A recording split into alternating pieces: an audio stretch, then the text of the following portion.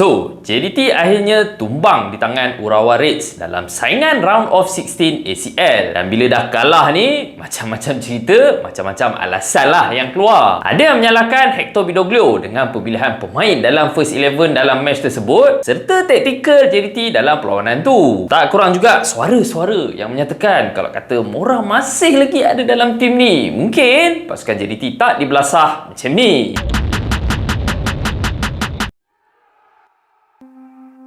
Assalamualaikum guys, welcome back to A2N Studio. Macam biasa, thank you so much dekat korang yang dah support channel ni. Mana-mana yang baru dekat A2N Studio, jangan lupa untuk terus support aku. Support channel ni kan dengan tekan butang subscribe dekat bawah. Alright, JDT menentang pasukan Urawa Reds dalam saingan round of 16 ACL ni sebenarnya merupakan perlawanan tertinggi lah level dia sepanjang JDT di bawah era TMJ.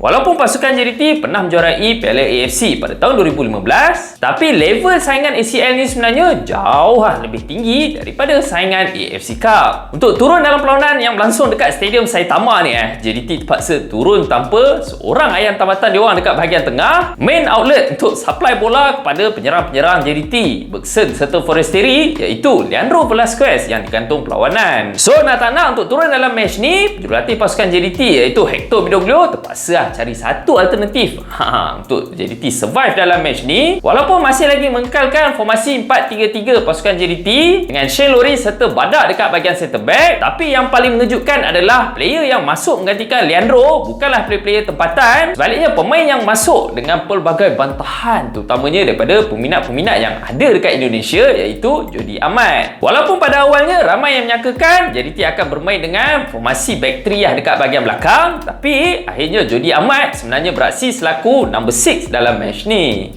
Mungkin ada yang akan tak setuju dengan pendapat aku.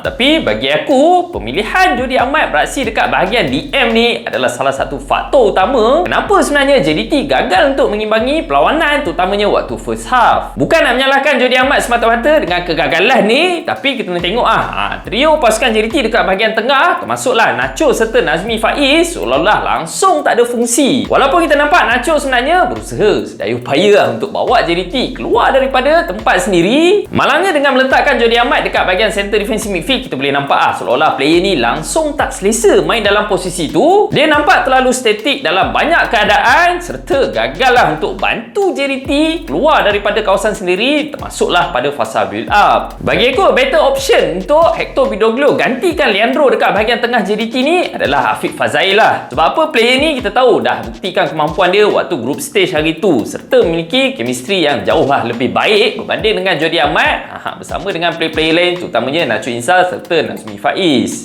Dan bila kau dah beraksi dekat peringkat tertinggi Asia macam ni individual mistake serta bolos gol awal tentang pasukan-pasukan gegasi Asia macam ni adalah benda yang sangat-sangat perlu dielakkan. Tapi benda tu lah yang terjadi untuk pasukan JDT dalam match ni apabila Farizal dah payung satu penalti waktu awal perlawanan sebelum Urawa Reds berjaya untuk menjaringkan gol menerusi satu set piece yang bagi aku cukup cantik.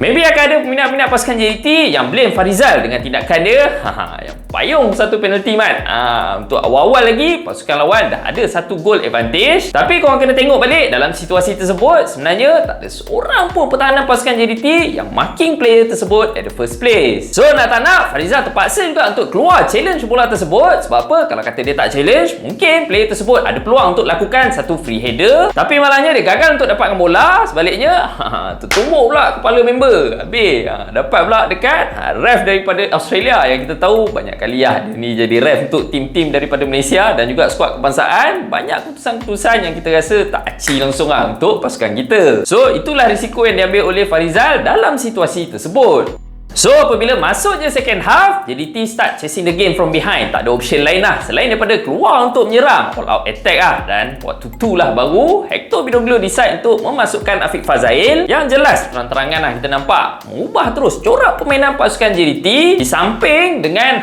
pasukan lawan Urawa Reds ni pun dah start mengendurkan corak serangan diorang. Dan dekat situlah sebenarnya kita boleh nampak betapa efektifnya Afiq Fazail ni untuk bahagian tengah pasukan JDT.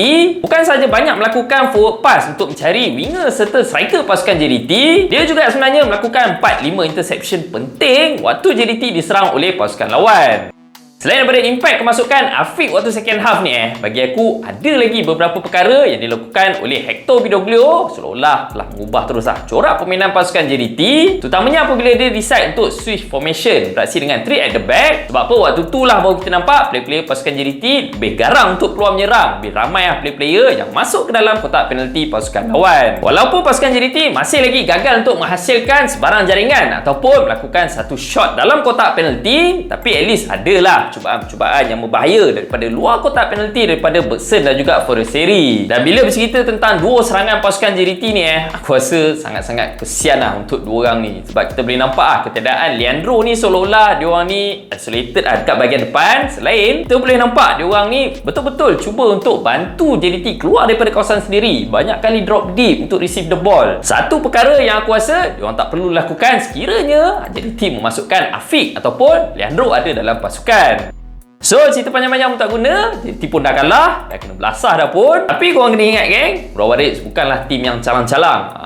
Juara 2 kali ACL dalam edisi sebelum-sebelum ni. Tapi walaupun tewas dengan jaringan 5-0, bagi aku player-player JDT put on good effort put on a very good fight. Sebab apa korang boleh nampak player-player dia orang ni bila keluar waktu second half cuba untuk bangkit, cuba untuk tunjukkan sesuatu dalam match ni. Cumanya biasalah bila tim kau dah ketinggalan 3-0 waktu first half, untuk menentang tim yang ada kualiti yang jauh lebih baik macam Urawa Reds ni, memang suka untuk player-player JDT lakukan satu comeback. Oh ya geng, cerita-cerita kak, aku sebenarnya lupa untuk sentuh satu poin berkenaan ada yang menyatakan pasukan JDT ni no moral no party. Bagi aku sebenarnya aku kurang bersetuju dengan statement ni. Sebab apa? Kemarahan pasukan JDT sejauh ni dalam saingan ACL tahun ni bukanlah faktor moral semata-mata, walaupun mungkin keberadaan dia bolehlah mengubah sedikit kot corak permainan pasukan JDT. Sebab apa? Dia jauh lebih kenal player-player berbanding dengan jurulatih sekarang iaitu Hector Bidoglio. Tapi fan-fan JDT sepatutnya bersyukur tim korang mara sejauh ni dalam saingan ACL, dah pun cipta sejarah yang tim lain belum tentu boleh lakukan dalam tempoh 10 tahun akan datang. So apa-apa pun aku nak ucapkan tahniah untuk pasukan serta peminat-peminat pasukan JDT dengan achievement korang dalam saingan ACL tahun ni. Kita harapkan TMJ akan terus membawa masuk player-player berkualiti, tak kisahlah player-player tempatan ke player-player import yang akan bawa JDT mana tahu mara lebih jauh dalam saingan season depan. Alright guys, itu sahaja untuk video kali ni. Apa pula pendapat korang tentang match ni? Betul ke kalau kata moral masih ada dalam pasukan JDT? Mungkin mungkin JDT tak dibelasah teruk macam ni. Korang boleh kongsi pendapat korang dengan komen kat bawah. Mana-mana yang baru dekat A2N Studio, jangan lupa untuk terus support aku, support channel ni gang, dan like, share, subscribe A2N Studio. Kita jumpa lagi dalam next video. Itu sahaja daripada aku gang. Assalamualaikum.